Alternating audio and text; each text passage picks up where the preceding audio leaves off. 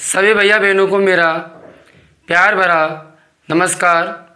मैं दीनदयाल शर्मा आज आपके मध्य एक नए बिंदु के साथ पुनः उपस्थित हूँ। आज हम व्यंजन संधि के क्रम में जसत्व संधि का अध्ययन करेंगे।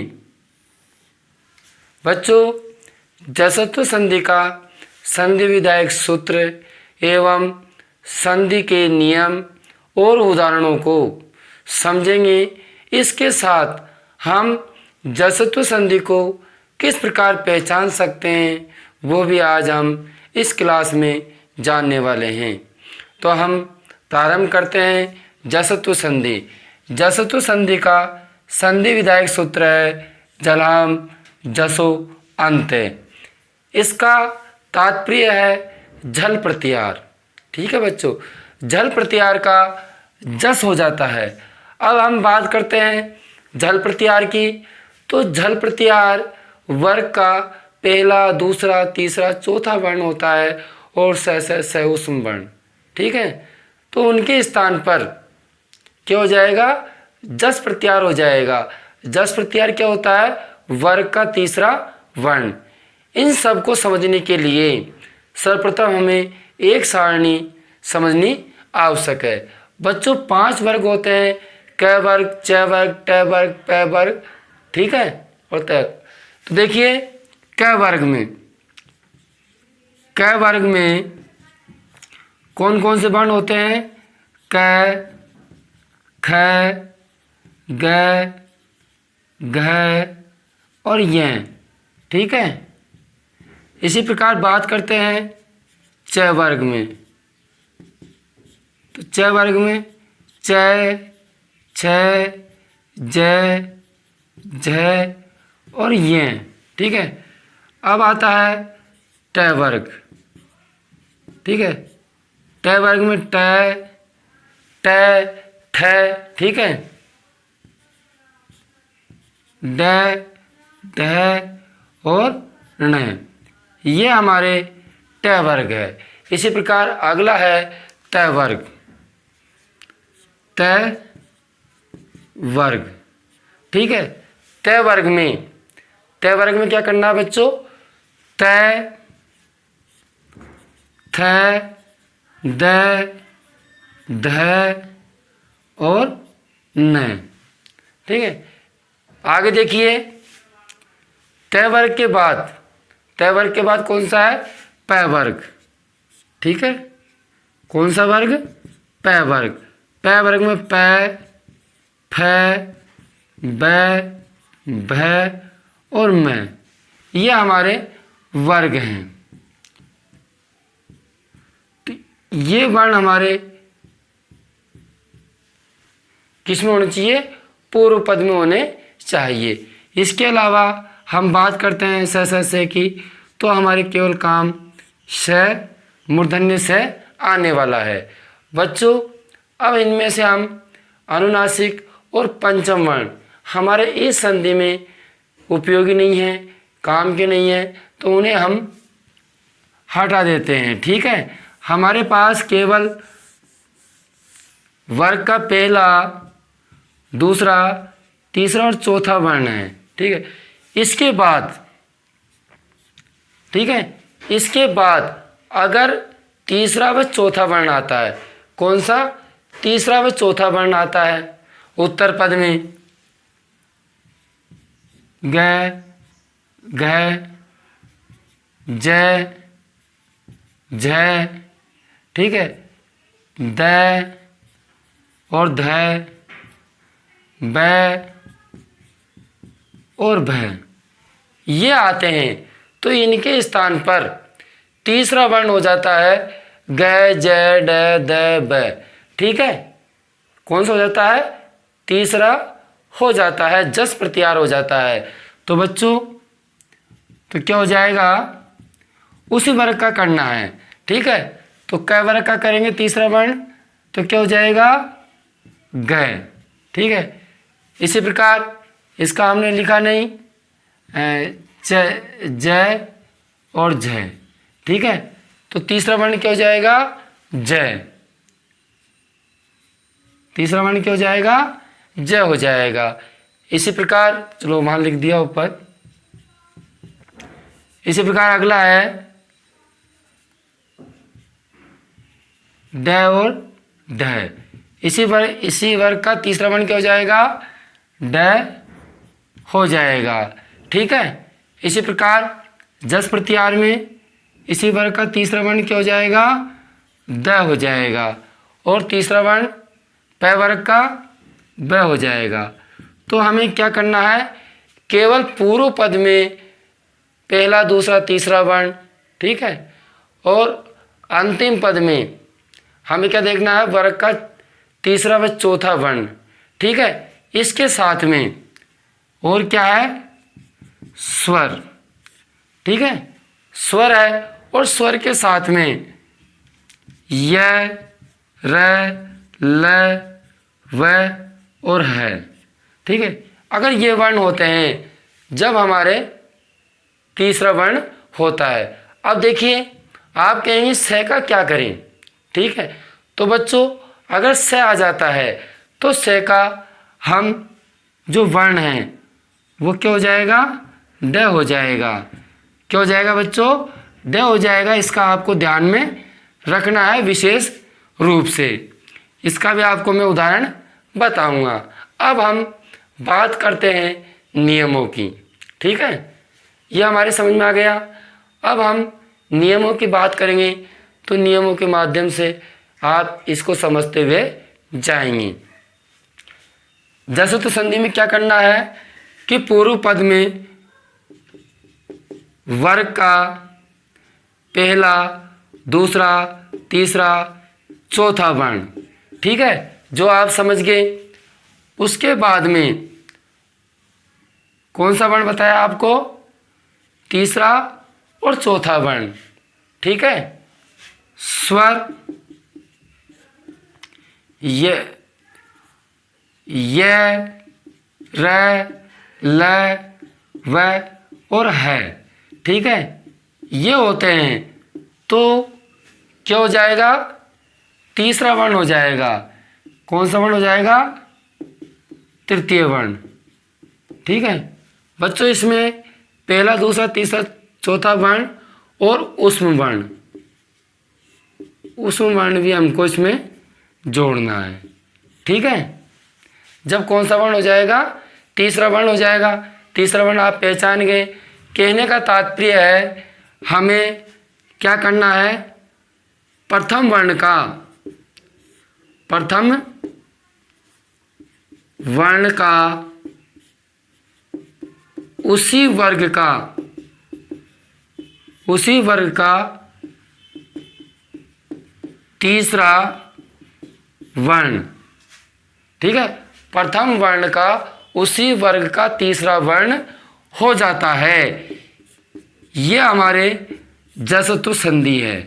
ठीक है, यह आपको समझना है। कहने का मतलब 1 का 3।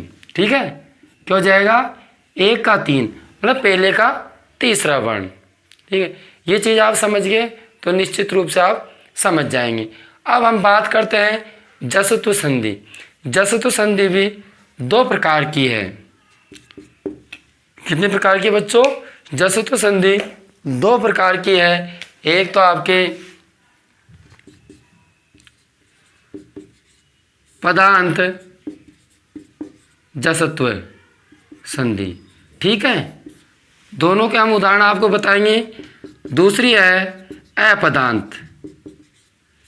ठीक है, अपदांत जसत्व संधि। अब ध्यान दीजिए, पदांत का तात्पर्य है जो आपके पद के अंत में है। अब पद के अंत में क्या है, आपका पहला वर्ण है। ठीक है, पद के अंत में कौन सा है, पहला वर्ण है, तो वहाँ तो आपके पदांत जसत्व संधि है। लेकिन अपदांत जसत्व है कि वो पहला वर्ण ना होकर के, पहला वर्ण नहीं है और पहले का तीसरा नहीं हो रहा है। ठीक है, तो वहाँ पर अपदांत जसत्व संधि है। इसमें आपके क्या होगा कि पूर्व में भी चौथा वर्ण होगा बाद में भी चौथा वर्ण होगा, उसका आपको कौन सा वर्ण करना है? तीसरा वर्ण करना है। ठीक है, इसी प्रकार इसमें है पहला वर्ण है और बाद में आपके कोई सा भी वर्ण हो सकता है, तीसरा चौथा। ठीक है, और अंतस्थ और स्वर, जब जाकर आपके कौन सा वर्ण होगा? तीसरा वर्ण होगा। तो इस प्रकार के उदाहरण हमारे पदांत और अपदांत में हम आपको बताने वाले हैं। अब हम बात करते हैं पदांत जसत्व संधि के उदाहरणों की। ठीक है, जैसे कि आपका पहला उदाहरण है जगत प्लस ईश। ठीक है, जगत प्लस ईश, जो आपके तय है। तय क्या है बच्चों? वर्ग का पहला वर्ण है। ठीक है, कौन सा है? वर्ग का पहला वर्ण है। हम इसी वर्ग का तीसरा वर्ण हम करेंगे। बाद में हमारे क्या है? स्वर है। तो उत्तर पद में क्या होना चाहिए? स्वर होना चाहिए। वो भी हमारी शर्त क्लियर है। अब देखिए, हमें केवल व्यंजन संधि है, व्यंजन हमें देखना है, केवल तय का द करना है। ठीक है, तो जय का जय लिखा, गय का गय लिखा। अब इस तय का हम क्या कर देंगे? द कर देंगे।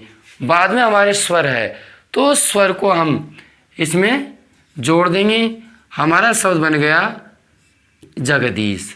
ठीक है, इसी प्रकार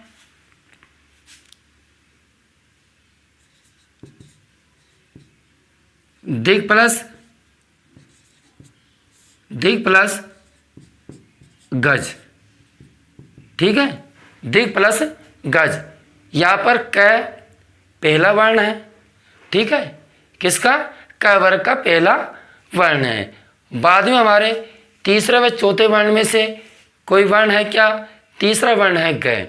तो हम इस क का तीसरा वर्ण कर देंगे उसी वर्ग का। किसी वर्ग का? जिस वर्ग का क है उसी वर्ग का हम तीसरा वर्ण कर देंगे। जैसे हमारे क है तो क को हम उसी वर्ग का तीसरा वर्ण कर देते हैं। ठीक है, जैसे यहाँ हमने त वर्ग का तीसरा वर्ण द किया था, उसी प्रकार क को तीसरा वर्ण हम कर देंगे। समझ में आ गया? तो क्या बन गया? क का ग करा दिग। अब यहाँ पर स्वर नहीं है, इसलिए ग हमारा आधा ही रहेगा। बाद में हम गज वैसे के वैसे ही जोड़ देंगे। ठीक है बच्चों, तो इस प्रकार हम पदांत जसत्व संधि को समझ रहे हैं। जैसे कि हमारा उदाहरण है वाग प्लस ईश। वाग प्लस ईश। अब यहाँ पर क है तो क का तीसरा वर्ण क्या हो जाएगा? ग हो जाएगा। लेकिन बाद में यहाँ स्वर है। क्या है? स्वर है। तो स्वर को हम किस में जोड़ देंगे? ग में जोड़ देंगे। तो सुनिए, वाह और क का तीसरा वर्ण ग हो गया। ठीक है, ई की मात्रा है तो ई हम लगा देंगे। बाद में जो भी हमारा शेष बचा हुआ है उसको हम लिख देते हैं। तो ये हमारा शब्द हो गया वागीश। ठीक है, जैसे कि अगला उदाहरण देखिए, अप प्लस जय। अप प्लस जय। तो बच्चों पदांत क्या है? पदगंत में क्या है? प है। ठीक है, कौन सा है? प है। अब इस प का हमें तीसरा वर्ण करना है। तीसरा वर्ण क्या करेंगे? ब करेंगे। ठीक है, केवल तीसरा वर्ण करना है। इतनी आसान संधि है, हम समस्त पद में पहचान जाएंगे। जहाँ तीसरा वर्ण आ गया वहाँ हमारी संधि कौन सी संधि है? जसत्व संधि है। यही हमारी पहचान है। तो हम आसानी से पहचान सकते हैं अगर हम समझे तो प का ब कर देंगे, प का ब, और जे को हम वैसे के वैसे ही लिख देंगे। तो हो गया अब्ज। समझ में आया भैया आपके? ठीक है, तो इस प्रकार हमें इस संधि को समझा। अब कुछ उदाहरण आप जैसे कि य र ल व है ये भी दे रखे हैं, तो इनके भी कुछ उदाहरण अपने पास होने चाहिए। ठीक है, तो इनके भी कुछ उदाहरण देख लेते हैं। जैसे कि आज प्लस वर्ण, तो बच्चों उत्तर पद में यह रला वह में से आ गया, वह जय आपका है। ठीक है, जय आपका है, तो जय किसका है, यह आपके यहाँ पर तीसरा वर्ण है। ठीक है, तो तीसरा वर्ण, इसको अपन जो आपके जय है तो इसको चय करेंगे। ठीक है, आज। ठीक है, तो आज प्लस वर्ण क्या है बच्चों, ये आज प्लस वर्ण है। ठीक है, अब हम इसे मिलाते हैं। ठीक है, तो देखिए क्या बन जाएगा, ए का है लिखा, अब इस च का तीसरा वर्ण क्या हो जाएगा, ज हो जाएगा। क्या होगा बच्चों, ज हो जाएगा। होगा कि नहीं होगा, होगा ना। तो तीसरा वर्ण हमने इसका ज कर दिया। ठीक है, अब बाकी हमने जो शब्द है वैसे के वैसे ही लिखना है, जैसे वर्ण। और उदाहरण देख लेते हैं अपन। ठीक है, जैसे कि तत् प्लस, ठीक है, तत् प्लस यथा, तत् प्लस यथा। अब देखिए आपके जो त है, क्या है बच्चों, तय का हम क्या कर देंगे, तीसरा वर्ण द कर देंगे। ठीक है, और ये का ये वैसा रहेगा, तो हम क्या करेंगे, तय का तय लिखा और इस द का इसको हमने द कर दिया। अब बाकी जैसा है वैसा के वैसा हम लिखते हैं।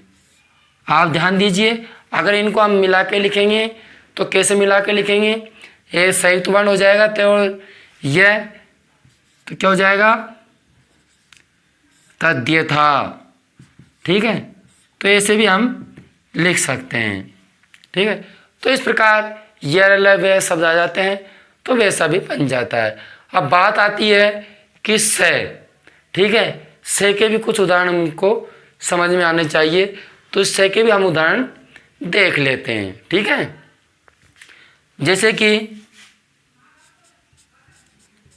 सस है। ठीक है, सस प्लस आनंद, क्या है बच्चों, सस प्लस आनंद। अब देखिए यहाँ आपके पूर्व पद में क्या है, स है, तो मैंने आपसे क्या कहा कि स के स्थान पर क्या हो जाता है, ड हो जाता है। ठीक है, तो हम इसका तीसरा वर्ण कर देंगे, तो क्या हो जाएगा, तीसरा वर्ण स का स लिखा, अब इसका तीसरा वर्ण ड कर देंगे। ठीक है, ड हो गया। अब पीछे आ है, तो आ हम इसमें जोड़ देंगे, तो क्या हो गया, षडानन। तो ये हमारे स के उदाहरण है। जैसे कि सस प्लस दर्शनानी भी हो सकता है। ठीक है, और उदाहरण देख लीजिए, सस प्लस दर्शनानी। ठीक, तो यहाँ स है, अब इस स का क्या करेंगे, हम ड करेंगे नहीं करेंगे, हो जाएगा। तो देखिए क्या बन जाएगा, ड हो जाएगा, ये हो गया सड़। अब बच्चों यहाँ आपके स्वर नहीं है, इसलिए हम इस ड को आधा ही लिखेंगे। ठीक है, तो क्या हो जाएगा, सड़। अब दर्शनानी को वैसे वैसे हम लिख देते हैं, दर्शनानी, बाद वाला पद हम वैसे के वैसे ही लिख देते हैं। ठीक है, तो ये तो आपके पदांत के उदाहरण आपके समझ में आए। अब हम कुछ उदाहरण अपदांत के भी देखते हैं, उन्हें भी समझते हैं। बच्चों मैंने आपसे अपदांत में कहा कि पूर्व पद में चौथा वर्ण, बाद में भी चौथा वर्ण है, तो हम उसी वर्ग का तीसरा वर्ण कर देते हैं। जैसे कि हमारा शब्द है दुग्ध प्लस ध। ठीक है, दुग्ध प्लस ढ, तो ये कौन सा वर्ण है, चौथा वर्ण है। ये कौन सा वर्ण है, चौथा वर्ण है, किसका, त वर्ग का। ठीक है, त वर्ग का है, तो हम त वर्ग का ही तीसरा वर्ण करेंगे। तो त वर्ग का तीसरा वर्ण क्या होगा बच्चों, द होगा। क्या होगा, द। ठीक है, होगा ना। तो देखिए हमें क्या करना है, 2 का 2 लिखा और इस द का तीसरा वर्ण कर देंगे ग। बाकी जैसा पीछे है वैसा के वैसा ही हमको करना है, दुग्ध। ठीक है, ऐसा करना है। ऐसे ही और उदाहरण देख लीजिए, जैसे कि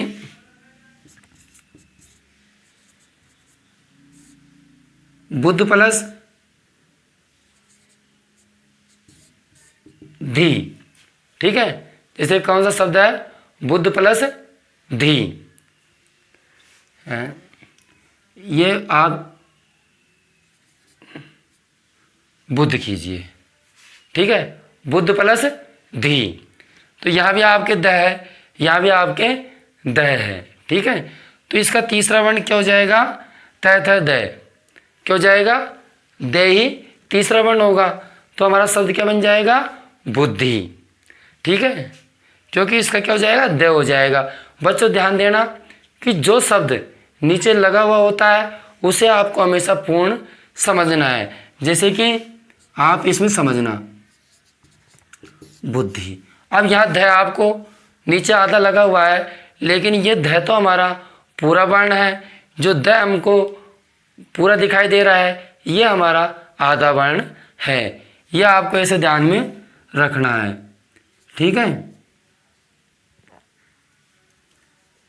1 मिनट।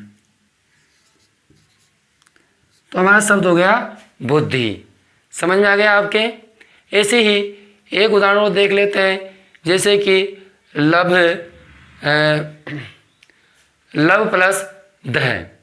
ठीक है, कौन सा, लब प्लस ध।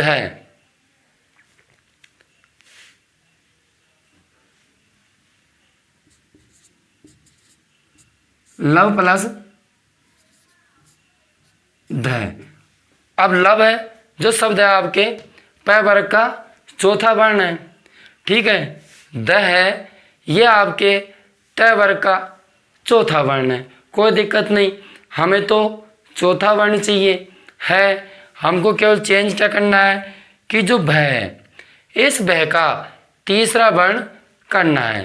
भ का कौन सा वर्ण करना है बच्चों, तीसरा वर्ण करना है। तो भ का तीसरा वर्ण क्या होगा, ब होगा। ठीक है, तीसरा वर्ण क्या हो जाएगा, ब हो जाएगा। तो हमारा शब्द क्या बन गया, लब्ध। ठीक है, तो इस प्रकार हमारी जो आज की संधि हुई वो जसतु संधि पूर्ण हुई। निश्चित रूप से आपके जसतु संधि समझ में आई होगी।